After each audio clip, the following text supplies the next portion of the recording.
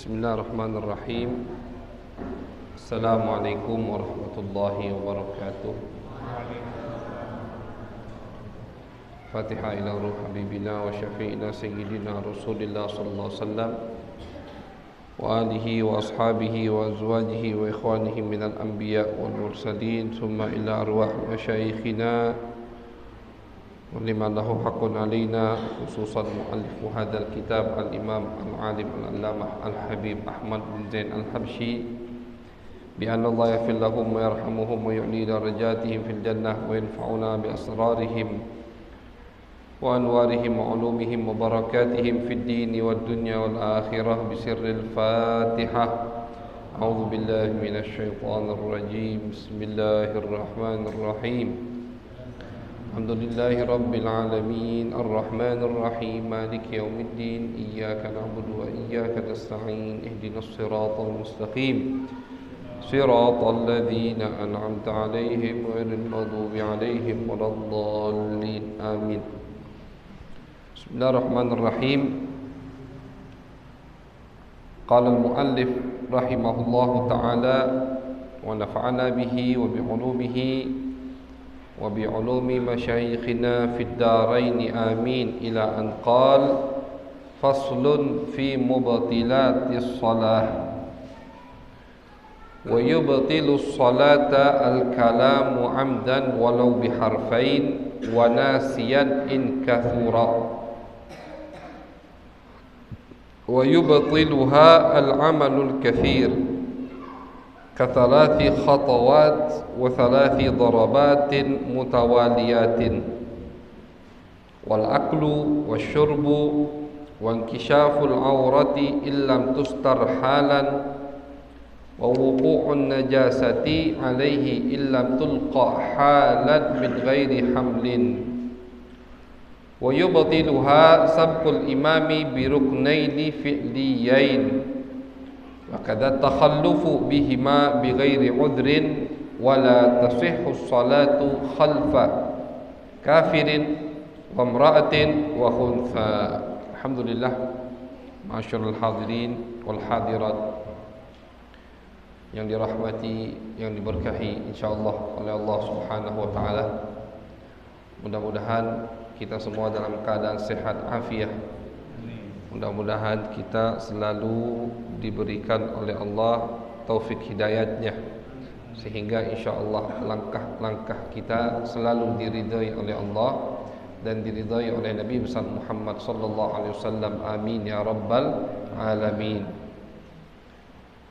Ma'asyiral hadirin wal hadirat, malam hari ini kita berada di bab yang menerangkan tentang apa saja yang membatalkan sholat. Sudah mau habis bab sholat kita ini, Kita sudah bahas sholat dari syaratnya, rukunnya, sunnahnya. Sekarang tinggal yang membatalkannya, yang membatalkan sholat. Penting kita tahu ini, karena kalau kita tidak tahu sholat kita batal, maka kita belum sholat. Jadi orang yang meninggalkan sholat tidak mesti dia memang tidak sholat. Termasuk orang yang meninggalkan sholat, syaratnya tidak ada kurang, rukunnya kurang, atau dia melakukan hal yang membatalkan sholat, maka belum sholat. Jadi kita sholat maghrib, tidak tahunya misalkan ada yang ingat, oh tadi belum wudu pas sholat tadi, belum sholat berarti. Karena tidak ada wudu membatalkan sholat. Atau pas dia buka bajunya ternyata ada darah banyak di belakang, berarti sholat tadi dibatalkan sholatnya. Dengan apa? Dengan adanya darah, berarti belum sholat, harus diulangi sholatnya. Nah, jadi penting kita tahu apa saja yang membatalkan sholat, biar betul-betul kita ini telah melaksanakan ibadah sholat. Qal al-imam al-habib Ahmad bin Zain al-Habsyi mengatakan di dalam kitabnya Ar-Risalatul Jami'ah, Kata beliau, wa yubtilus shalah, yang membatalkan salat. Yang pertama, al-kalamu amdan walau biharfain. Berbicara pas lagi salat. Ngomong, ngoceh lagi salat, tak boleh itu. Walaupun cuma dengan 2 huruf. Cuma dengan 2 huruf. 2 huruf ini kalau disengaja maka membatalkan sholat. Apa 2 huruf? Misalkan manggil wong, oi, kan 2 huruf. Oi kan 2 huruf. Kalau kita pakai o sama i, oi, bahasa Palembang. Manggil wong, 2 huruf, sengaja tapi batal. Karena di dalam sholat diharamkan untuk berbicara. Dulu awal-awal Islam itu masih boleh ketika sholat berbicara. Ada sahabat yang bernama Zaid bin Arqam. Beliau mengatakan, kunna natakallamu fi sholat. Dulu kami kalau lagi sholat ngoceh, sambil ngoceh. Jadi Allahu Akbar. Ada yang baru datang. Dari mana Pak? Ngapa telat? Dulu, tapi tidak boleh kita praktekkan lagi dulu. Sampai turunlah ayat wa qumu lillahi qanitin. Dirikanlah solat itu dalam keadaan khusyuk. Qanitin ay khashi'in. Fa umirna bisukut wa nuhina 'anil kalam. Ketika ayat ini turun, kata Nabi, sudah, sekarang tidak boleh ngomong lagi pas lagi solat. Dikhususkan salat itu untuk munajah kepada Allah Subhanahu wa ta'ala. Ya, sekarang kalau dari segi adab, masa lagi menghadap Allah kita ngoceh sama yang di sebelah, kan tidak adab. Tidak usah sama Allah, sama orang tua. Orang tua lagi ngomong sama kita, tidak kita agoi, kita ngomong sama yang sebelah kita, tidak adab. Atau lagi tengah-tengah ngomong sama orang tua, kita putus, kita ngoceh sama yang di sebelahnya, tidak adab. Sama orang tua, sama guru, tidak adab. Sama orang yang di atas kita, lebih tua, tidak adab. Harus ngomong, jangan diputus. Maka dari itu kata ulama, termasuk kita munajatullah ketika kita membaca Al-Quranul Karim. Jangan lagi baca Al-Quran sambil teleponan. Jangan. Baca Al-Quran sambil ngoceh sama yang di sebelahnya. Kalau memang penting harus kita berbicara, tunggu sampai akhir ayat. Jangan di tengah-tengah ayat. Kalau memang penting, harus kita jawab, harus kita ngomong. Misalkan tunggu di akhir ayat, pas tanda ayat, pas tanda ayat 2, misalkan tanda ayat 30, stop, baru kita jawab tadi. Lanjutkan lagi habis itu bacanya. Tapi kalau tidak penting, bisa di waktu yang lain kita untuk menjawabnya, atau kita untuk ngomong masalah yang harus kita omongkan, ya sudah, jangan diputus, tidak adab. Karena ketika kita baca Al-Quran, kata ulama, kita sedang munajatullah, kita sedang mengajak bicara, dan kita diajak bicara oleh Allah Subhanahu wa ta'ala. Itu di Al-Quran, ketika baca Al-Quran. Cuman hukumnya tidak haram. Tidak haram lagi baca Al-Quran diputus kita ngoceh, tidak haram. Tapi sholat haram hukumnya. Jadi di sholat tidak boleh berbicara. Jadi 2 huruf sudah membatalkan sholat. Bagi siapa ini? Bagi orang yang sengaja dan dia tahu bahwasanya berbicara di dalam sholat, sholatnya bisa batal. Sudah tahu, kemudian dia sengaja mengucapkan 2 huruf, bukan 2 kalimat, 2 huruf, maka sholatnya batal. Kalau umpama dia tidak sengaja, dia tidak sengaja ngoceh, terceplos ngomong, itu kata ulama 2 huruf tidak batal. Afwan, bukan 2 huruf, 4 kalimat. Jadi tadi udah kita selesai ya. Yang sengaja dia berbicara dan dia tahu hukum berbicara batal sholat, 2 huruf batal langsung. Sekarang pembahasannya orang yang tidak sengaja, atau dia tidak tahu bahwasanya berbicara di tengah solat itu membatalkan solat, atau lupa. Jadi ini gambaran contoh yang kedua untuk orang yang tidak sengaja, atau dia tidak tahu hukum ngomong di solat itu batal solatnya, atau dia lupa bahwasanya berbicara di tengah solat membatalkan solat. Kata ulama, tidak batal solatnya selagi tidak banyak ngomongnya. Jadi kalau omongannya itu sedikit, tidak batal solatnya. Untuk 3 orang tadi, yang tidak tahu, yang tidak sengaja, yang lupa. Kalau ngomong di tengah solat itu batal.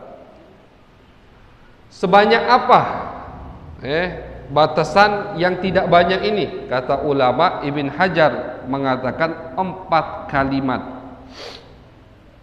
Jadi 4 kalimat itu masih sedikit. 4 kalimat itu contoh. Dari mana? Itu 2 kalimat. Dari mana? Begitu. Bahasa Arabnya min aina. Dari mana? 2 kalimat. Bukan 2 huruf ya. Kalimat sama huruf kan beda. Kalau kalimat itu udah susunan kata. Dari mana? Lupa dia. Oh, lagi sholat ini tak tahunya. Lupa. Tak batal sholatnya. Atau dia tidak sengaja, keceplosan.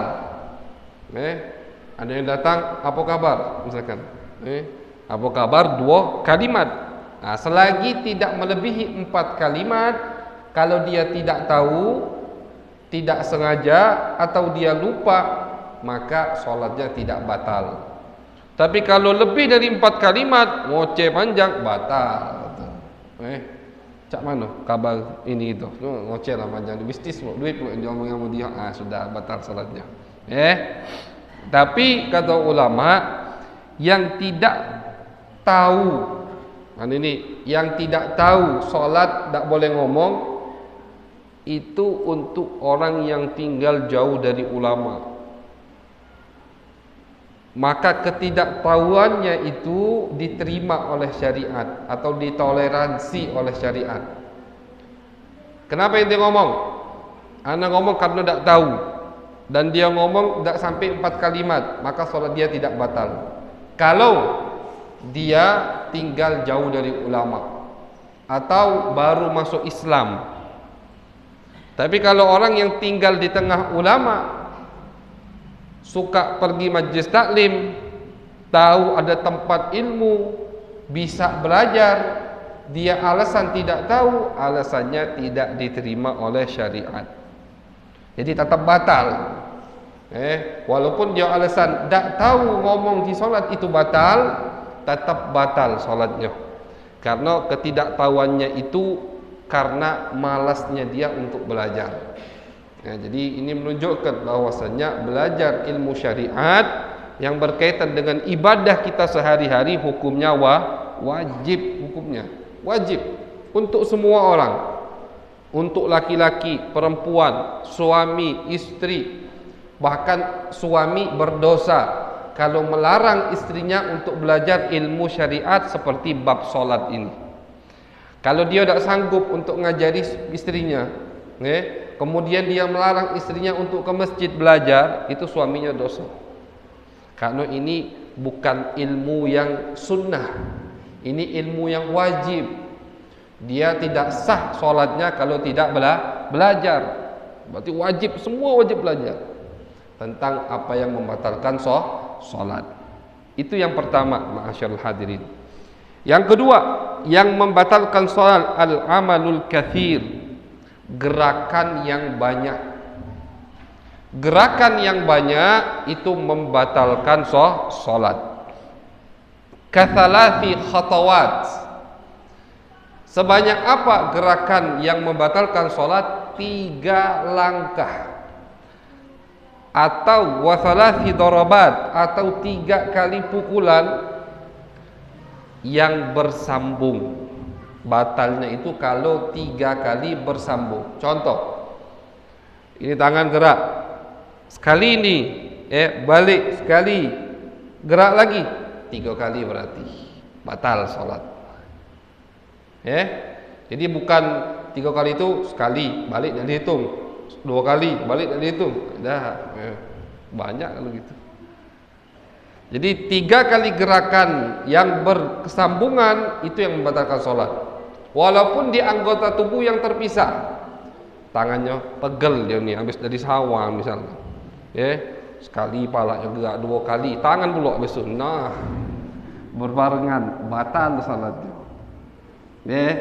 Jadi salat itu jangan gerak lebih dari 3. Kalau memang mau dan harus bergerak, jangan bersambung, jangan nyambung. Jadi misalkan mau gerak sama ini, nah sekali beda, jadilah tunggu dulu. Sekiranya kalau kita gerak setelahnya tidak dinisbatkan, tidak disambungkan ke gerakan yang pertama, tidak batal, naik lagi seperti itu. Seperti kalau maju, soft yang di tengah, yang di depan, tiba-tiba yang di depan kita orang lagi sholat, batal wudunya. Keluar dia dari masjid. Ini kan semestinya sunnahnya yang belakang maju, bukan yang samping rapat. Cuman kadang kita ini ragu yang belakang nak maju ngapa? Takut yang di depan ngapet Ustaz. Pas kamilah maju di tengah jalan, ini ngapet, di belakang meladung pula, nak balik ke mana? Jadi kalau wong paham sunnah seharusnya yang di samping kanan kiri tidak usah ngerapet, yang di belakang biar maju. Jadi yang di belakang maju 1, yang di belakang lagi maju 1. Kalau 3 soft berarti cuma 2 orang yang gerak, kan begitu. Tapi kalau yang di samping gerak, di sini dia batal. Di samping gerak, 10 wong bergerak akhirnya. Itu hikmah. Kenapa sunnahnya itu kalau ada yang di depan keluar, yang belakang maju. Kalau yang belakang maju 1 selesai. Tidak repot atau tidak bikin wong noleh kalau akhirnya kan. Jadi bagaimana biar maju tidak batal? Walaupun maju seperti ini itu harus ada caranya. Geraknya itu jangan nyambung. Kaki kanan maju sekali, kaki kiri 2 kali. Stop. Jangan macam jalan biasa, tak batal salatnya. Jadi kaki kanan maju selangkah, tak, kaki kiri juga maju selangkah, itu 2 udah dihitung, stop. Jangan gerak. Berapa detik? Bukan stop lamunin, berapa detik? Habis itu maju lagi kaki kanan, kaki kiri. Itu dihitung beda. Tidak dihitung 4, dihitung 2, stop, maju lagi, dihitung 2 lagi, udah sampai depan. Jadi termasuk yang membatalkan sholat gerakan yang banyak, itu membatalkan sholat. Walaupun dia lupa. Ini kalau masalah gerakan banyak ini, walaupun dia lupa, walaupun dia alasan tidak tahu, tetap sholatnya batal. Ada bagian tubuh, anggota tubuh kita yang tidak dianggap membatalkan sholat walaupun dia geraknya lebih dari 3. Contoh mata, matanya kedip-kedip lagi. Itu walaupun 100 kali tidak batal.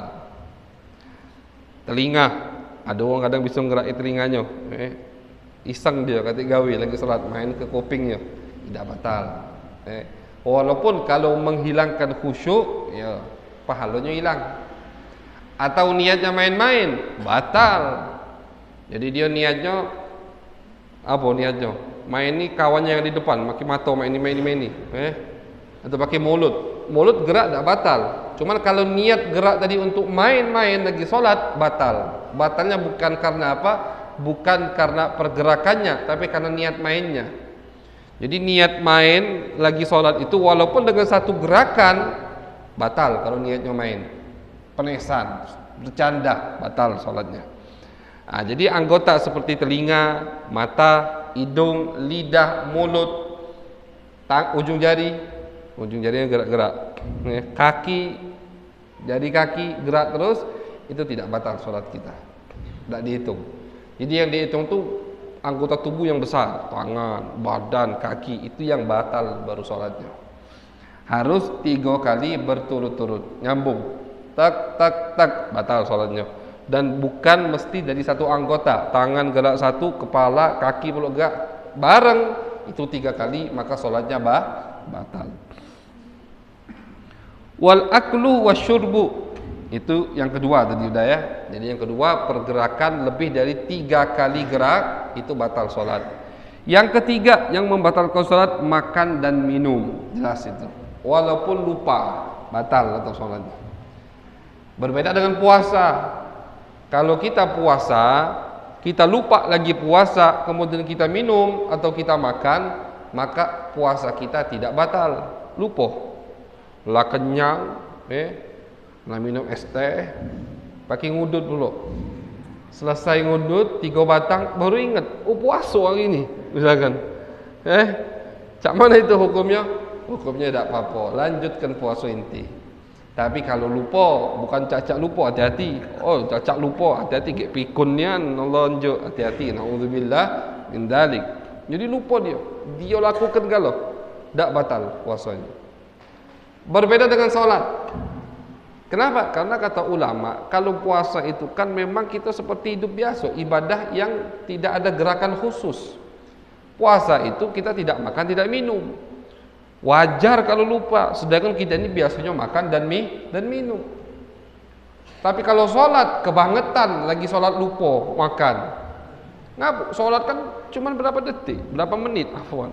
Terus dimulai dengan takbir, dengan berdiri, dengan dia wudu, dengan dia ngadep kiblat. Jadi banyak hal-hal yang mengingatkan kita tuh lagi sholat. Lupa juga, tidak wajar kata ulama ini. Tidak wajar. Maka sholat ketika dia lagi sholat, makan minum, walaupun dia lupa, sholatnya tetap batal.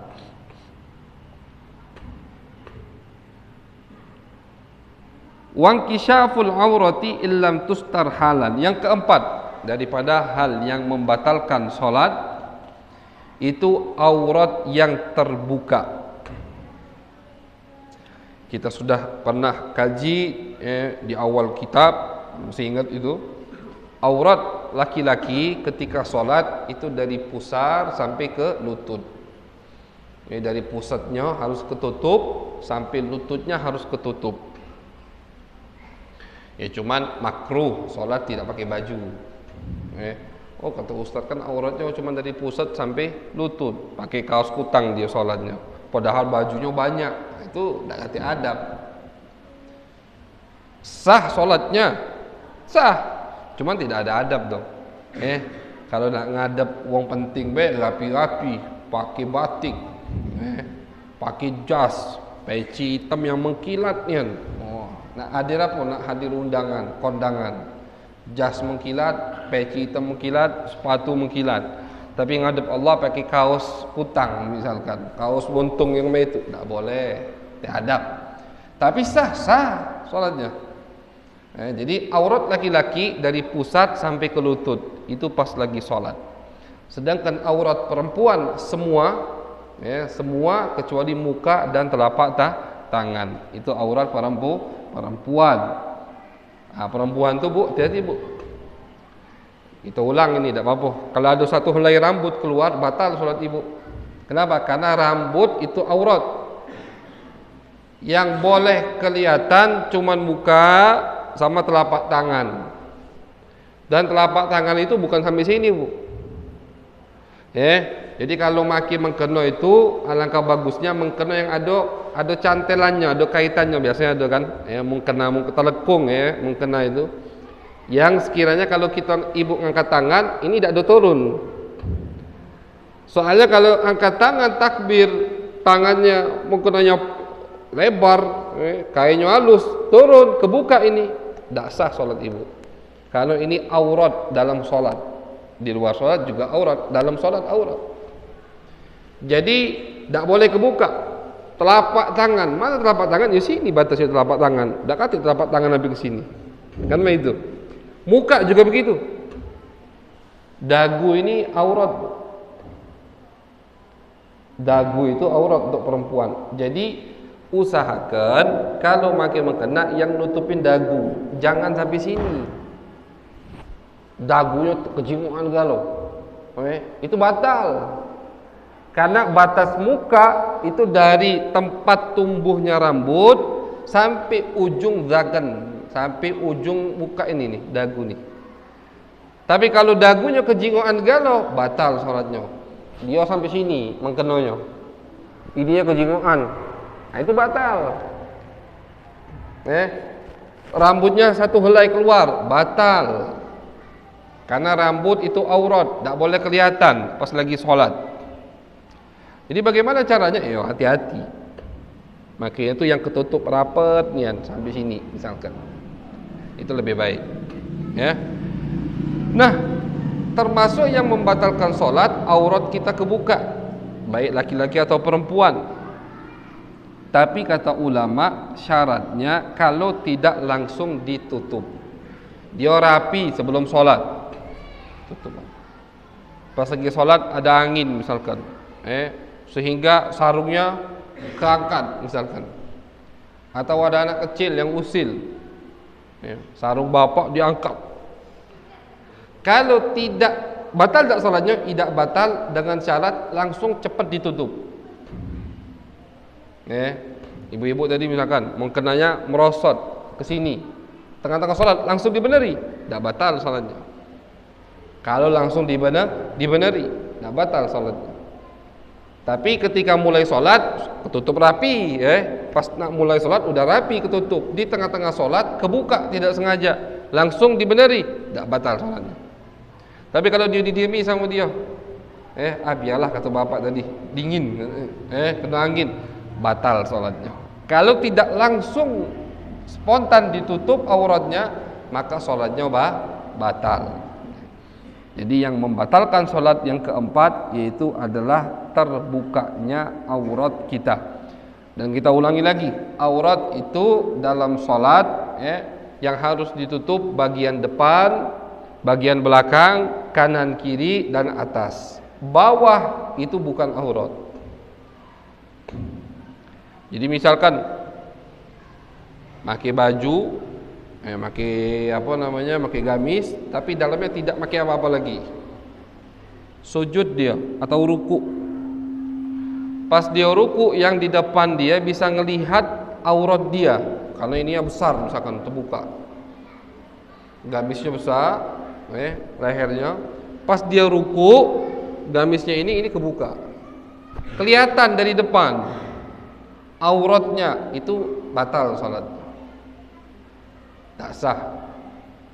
Atau misalkan dari depan rapi, dari belakang rapi, sini yang robek, tak sah. Kelihatan dari atas misalkan, ini umpama ada baju yang gobor, dari pucuk ke jingoan, aurat dia ke bawah, tak sah salatnya. Tapi kalau dari bawah, contoh masjid ini 2 tingkat, lantai atas tuh kaca misalkan, bukan keramik, kaca. Bapak lagi sholat pakai sarung, tidak pakai apa-apa dalamnya. Umpama ini apa Pak? Masalah ilmu kita tidak boleh malu-malu. Dari bawah ke jingoan, aurat bapak dari bawah, itu tidak batal sholat kita. Jadi aurat yang harus ditutup sehingga tidak kelihatan dari atas, dari depan, belakang, kanan, kiri kita. Itu yang harus ketutup, tidak kelihatan. Tapi kalau dari bawah, jadi tingkat bawah, atau dia salat di tingkat atas, kayu rumah ini misalkan, renggang-renggang, di bawah ada orang lagi santai ngoling, kejingoklah yang pakai sewet tadi di pucuk auratnya. Itu yang salat di pucuk tidak batal salatnya, karena kelihatannya dari bawah. Karena dari bawah itu tidak membatalkan sholat, walaupun kebuka. Misalnya dia pakai sewetnya gobor, kejingoan dia Ustaz, tidak batal, karena dari bawah. Dari depan dari kejingoan, belakang dari kejingoan, kanan kiri, atas dari pojok dari kejingoan, dari bawah tidak batal sholatnya. Itu 4 yang membatalkan sholat, yaitu terbuka auratnya. Kemudian yang kelima, wa wuqu'un najasah, terkena najis pas lagi sholat. Dia sholat suci sudah, sholatnya udah suci, bagus, rapi, pakaiannya bersih. Tengah-tengah sholat misalkan ada bangki nyampak, bangki cicak nyampak, tek ke baju kita. Sama tadi kasusnya dengan aurat. Kalau dia langsung buang tanpa dia sentuh, dia langsung buang tanpa dia sentuh, begini kan, sampai nyampak najis tadi, tidak batal sholatnya. Tapi kalau dia diami, batal salatnya. Jadi kalau terkena najis, lihat dulu.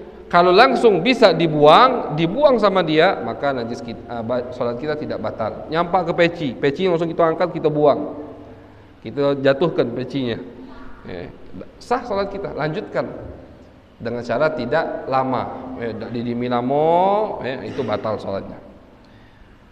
Kemudian yang membatalkan salat yang keenam, yubtiluha sabqul imam bi ruknain fi'liyain, mendahului imam dua rukun fi'li. Jadi dua rukun fi'li, contoh. Dua rukun fi'li itu, karena di solat ini kan ada rukun fi'li qauli. Fi'li itu gerakan. Seperti apa? Seperti ruku itu rukun fi'li, i'tidal rukun fi'li, gerakan-gerakan salat itu rukun fi'li. Ada rukun qauli ucapan, seperti takbir itu rukun qauli, Fatihah rukun qauli, tasyahud rukun qauli, salawat kepada Nabi rukun qauli, gitu, ucapan. Yang membatalkan salat, kita mendahului imam, nului imam dua rukun fi'li, itu batal salat kita. Dua rukun fi'li, walaupun rukun fi'linya ini rukun fi'li yang pendek. Jadi rukun fi'li ini dibagi lagi sama ulama. Ada rukun fi'li yang pendek, ada rukun fi'li yang panjang. Apa maksudnya rukun fi'li pendek panjang? Yang pendek itu tidak boleh lama-lama kita di situ. I'tidal, tidak boleh lama-lama. I'tidal itu rukun fi'li qasir. Paling panjang i'tidal itu sebatas kita membaca Fatihah. Lebih dari itu, dia tahu hukumnya ini rukun fi'li yang pendek, batal salatnya. I'tidalnya setengah jam, batal. Tapi kalau dia qiyam, berdiri, baca Fatihah, baca Al-Baqarah sejam, tidak batal. Karena berdiri ketika salat itu rukun fi'li tawil, rukun fi'li yang panjang. Rukun fi'li yang pendek cuma dua, Pak. I'tidal sama duduk di antara dua sujud. Itu rukun fi'li yang pendek, cuma dua.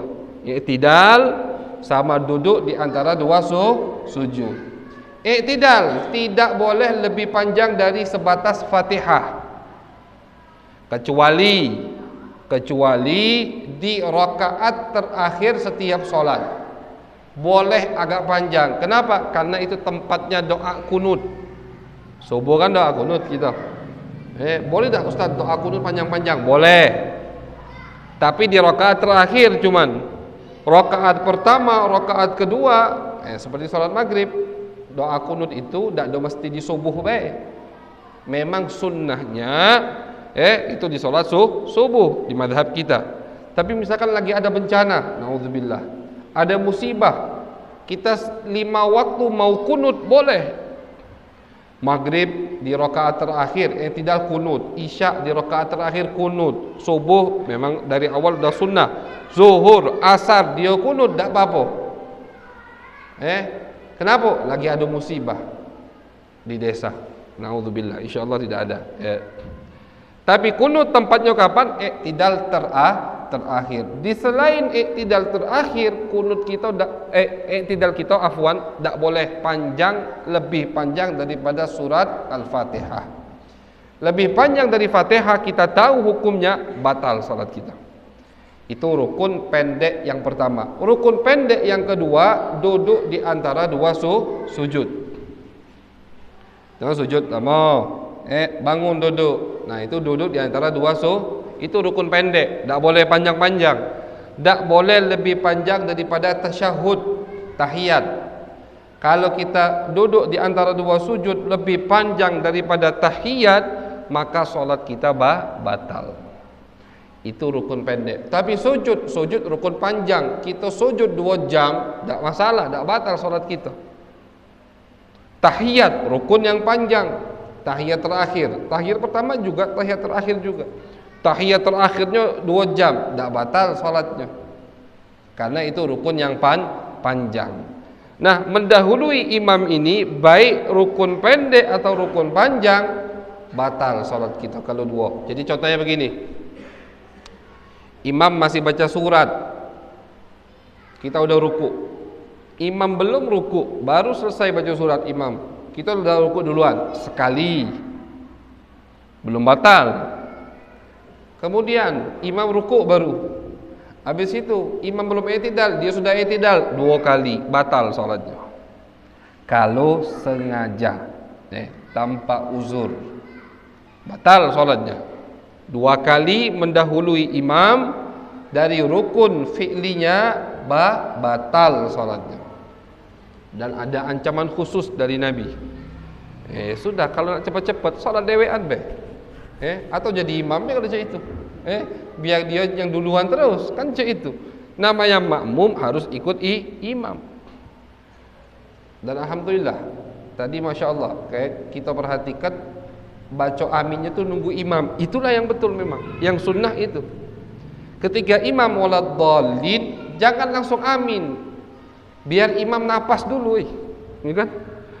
Imam kan belum napas, habis baca waladdallin Fatihah tu. Imam napas, bareng amin dengan aminnya imam, itulah kita dapat doa dari malaikat. Kata Nabi, barang siapa yang aminnya bareng dengan aminnya malaikat, dia doanya dikabulkan. Sahabat nanya, ya Rasulullah, bagaimana kita tahu caranya amin kita bareng dengan aminnya malaikat? Jadi ketika imam baca Fatihah, itu malaikat juga menaminkan. Nah, kata Nabi, yang aminnya bareng dengan imam, itu doanya pasti dikabulkan oleh Allah. Sahabat bingung, bagaimana kita tahu aminnya kita bareng dengan amin malaikat? Kata Nabi, barengi aminnya imam, karena imam itu aminnya bareng dengan aminnya malaikat. Jadi malaikat tidak mengucapkan amin sebelum imam mengucapkan amin. Tadi alhamdulillah, masya Allah, di masjid ini teruskan, jangan dirubah. Imam baca waladdallin, dan langsung amin, aminnya berbarengan. Jadi amin itu meloi imam.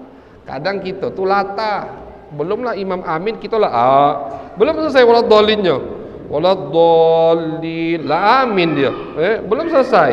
Jadi tidak boleh. Bukan batal sholatnya, cuman tidak sunnah. Jadi tidak boleh kita mendahului imam. Ada riwayat lain dalam hadis Nabi Muhammad SAW mengatakan, barang siapa yang mendahului imam dari ruku ke i'tidal, maka Allah akan rubah mukanya jadi muka keledai. Itu ada orang tidak percaya, hati-hati makanya. Jangan tidak percaya sama hadis Nabi. Ada orang statusnya ustaz, ketika dengar hadis ini tidak percaya.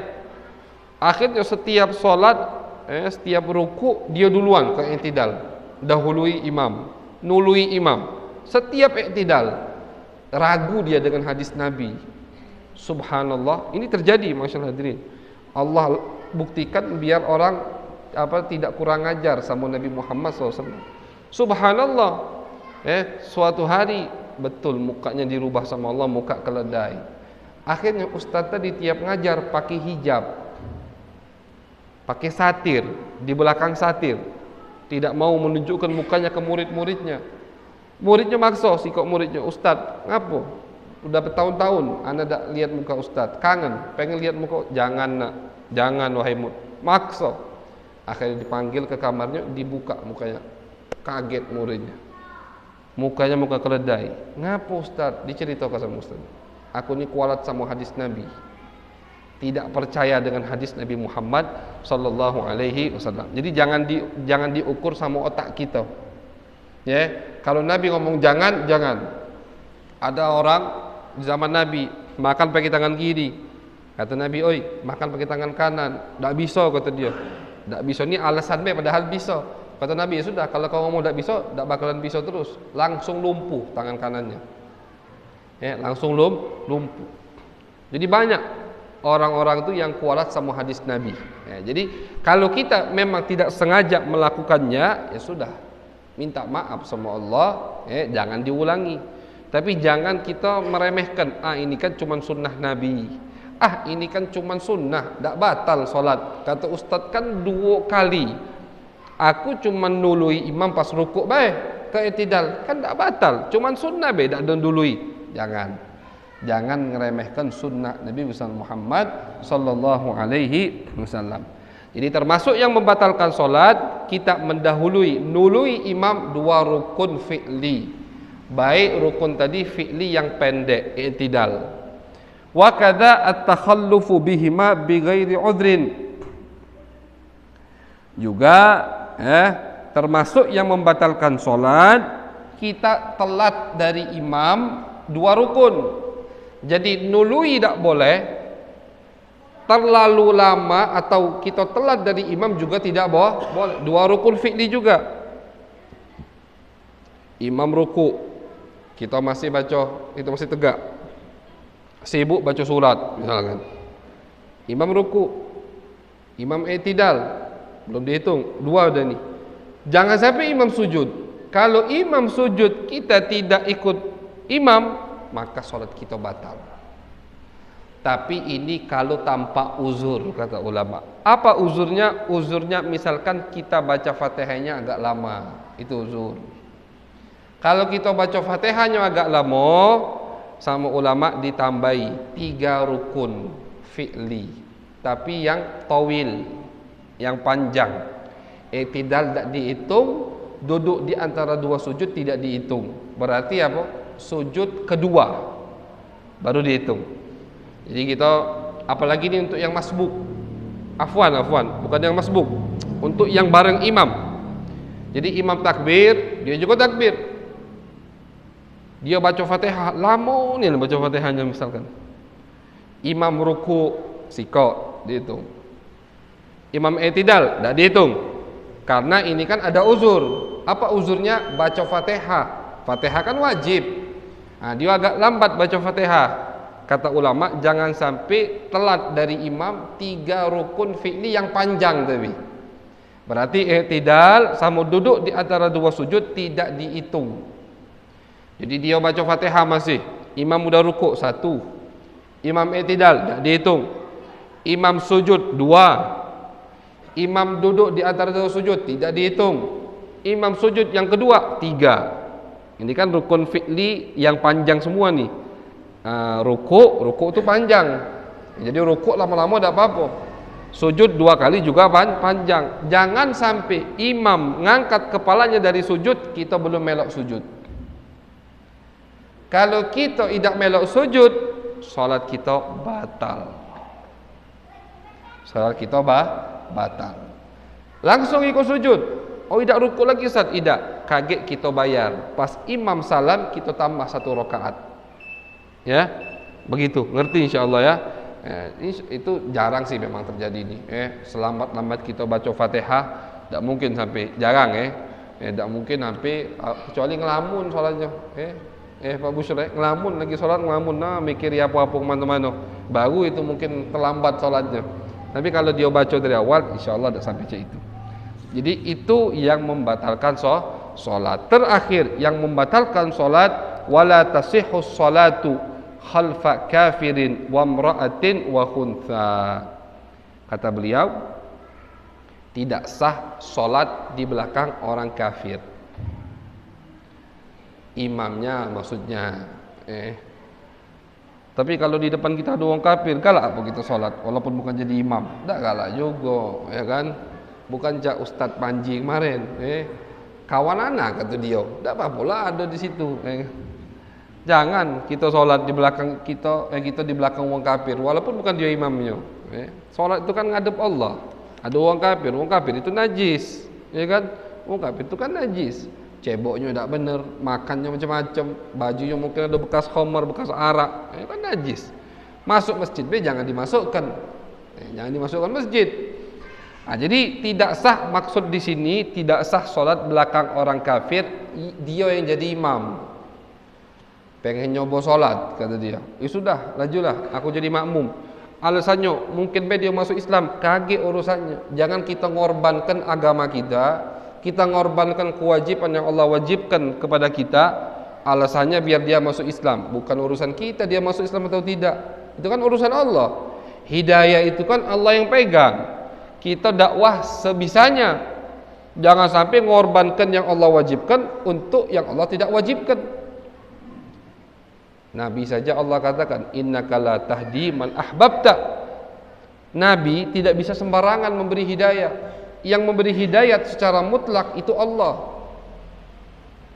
Yang memberi hidayat secara mutlak itu Allah. Jadi bukan salah kita kalau ada orang yang tidak mau masuk Islam. Tetangga lagi tu ajak, lagi tu ceritakan tentang Islam, dah galak juga masuk Islam, ya sudah, bukan dosa kita, dosa dia.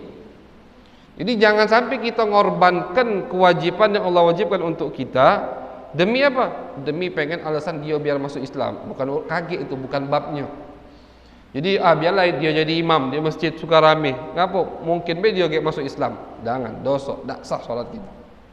Jadi tidak sah solat kalau imamnya orang kafir. Yang kedua, tidak sah solat laki-laki kalau imamnya perempuan.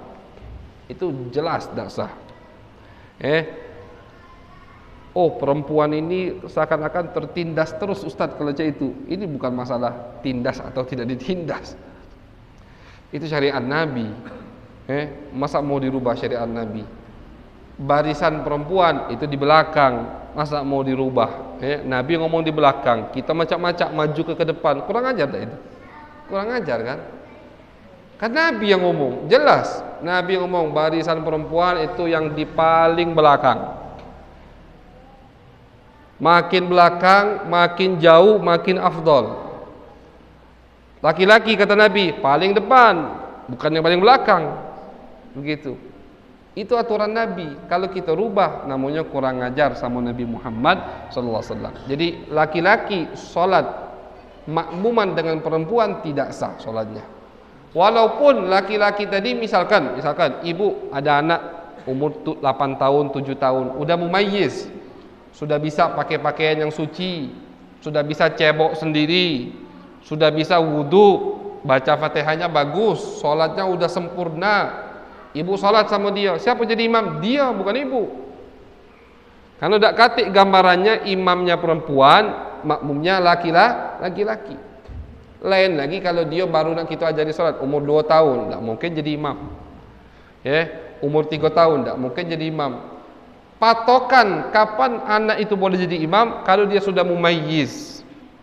Apa itu mumayyiz? Mumayyiz itu dia bisa makan sendiri, minum sendiri, bisa buang air dan cebok sendiri. Dia udah ngerti apa saja. Maksudnya dia tahu kalau salat itu harus suci, kalau dia bisa wudu. Ya berarti umur 8 tahun, tergantung kita ngajarinya. Kalau kita cepat ngajarinya, umur 6 tahun udah ngerti kalau bisa mungkin anak itu. Kalau umur 6 tahun, dulu itu ada yang jadi ulama umur 5 tahun. Al-Imam Sufyan Ats-Tsauri diriwayatkan beliau jadi orang alim sudah mulai ngajar belum 10 tahun umurnya. Sudah mulai ngajar. Jadi tergantung orang tua ngajari anaknya cak mana. Kalau umur 6 tahun dia sudah bisa sholat, betul semua sholatnya, boleh jadi imam, ibu jadi makmum. Tapi kalau dia umur 2 tahun belum ngerti apa-apa, ya kita ajari biarlah dia jadi makmum. Jadi tidak sah laki-laki sholat di belakang perempuan. Imamnya perempuan itu tidak sah. Kemudian yang ketiga, tidak sah laki-laki sholat di belakang khunsa. Khunsa itu bencong, banci, apa lagi bahasanya? Bencong atau banci. Ngerti ya? Tahu kan? Tapi maksudnya bencong atau banci di sini bukan yang kita galak jingok sekarang. Yang aslinya lanang, keker, botot, jadi betino tiba-tiba. Bukan itu yang dimaksud oleh syariat.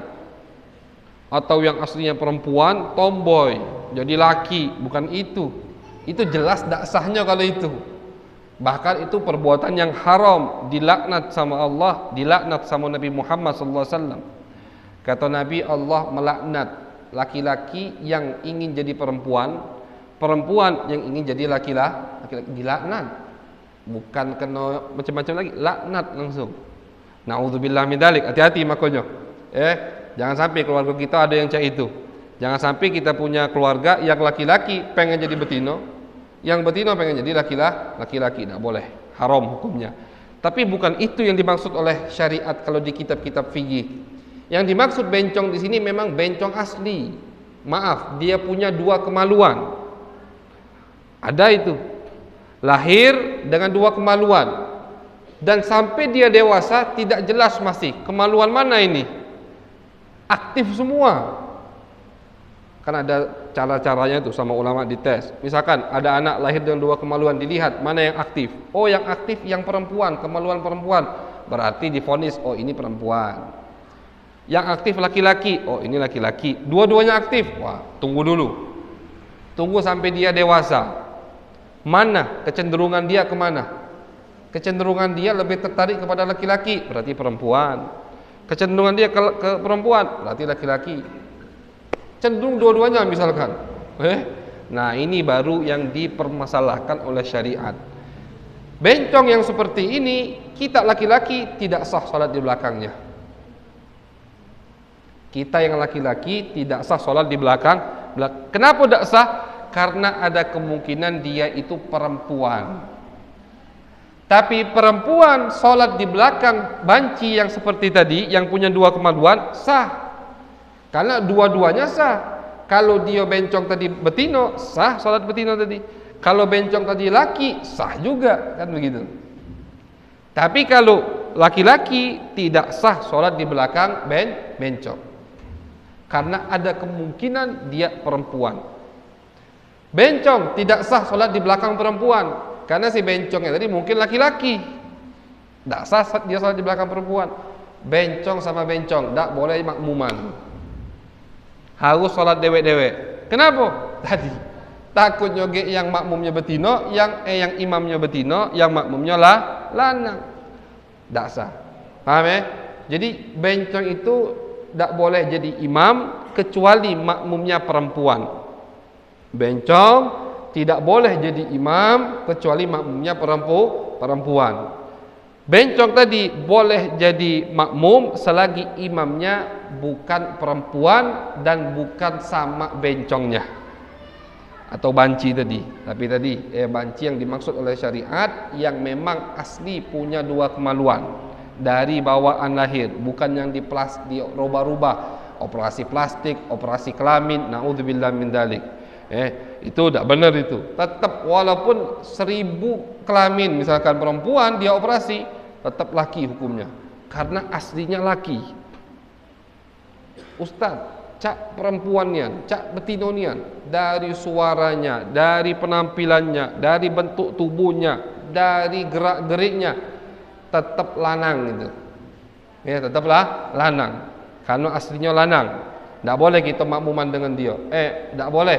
Boleh kita makmuman dengan dia. Kenapa? Karena dia lanang. Paham ya? Yang rubah itu yang berhak adalah sang pencipta, yaitu Allah Subhanahu wa ta'ala. Jadi itu yang membatalkan solat, insyaallah jelas. Kalau ada yang ditanyakan silahkan kita buka sesi soal jawab. Wallahu a'lam bishawab.